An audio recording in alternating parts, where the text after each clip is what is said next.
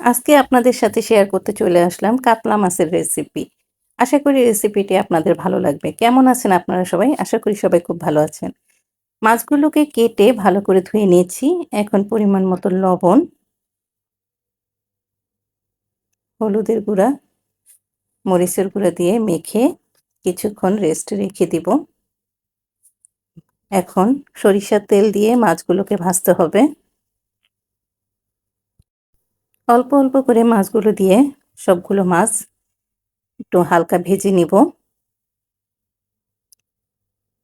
পেঁয়াজ কুচি ব্লেন্ডার জারে ব্লেন্ড করে পেস্ট করে নিব।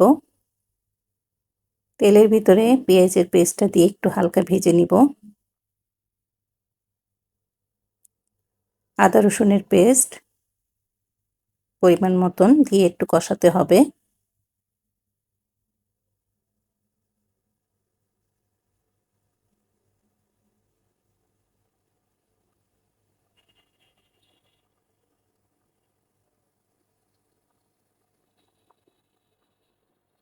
পরিমাণ মতো লবণ, হলুদের গুঁড়া,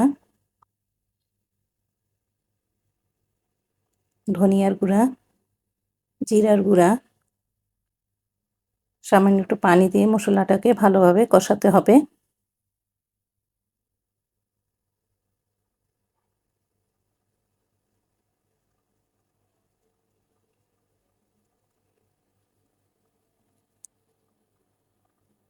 ব্লেন্ডার জারে টমেটো কুচি, ধনিয়া পাতা কুচি, কাঁচামরিচ দিয়ে ব্লেন্ড করে নিব।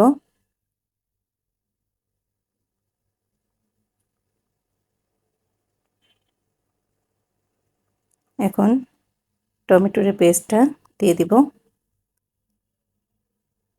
দিয়ে ভালোভাবে কষাতে হবে।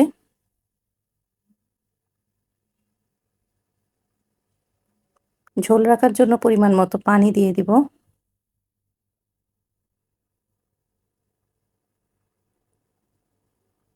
একটু ঢেকে রেখে দিব। বলক আসার পরে মাছগুলো আস্তে আস্তে দিয়ে দিব।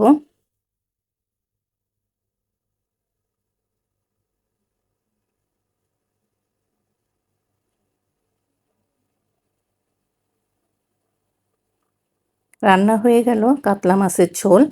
আশা করি রেসিপিটি আপনাদের ভালো লেগেছে। ভালো লাগলে এভাবে রান্না করে খেয়ে দেখতে পারেন। আমার কাছে তো খুবই ভালো লেগেছে। ভালো থাকবেন। আল্লাহ হাফেজ।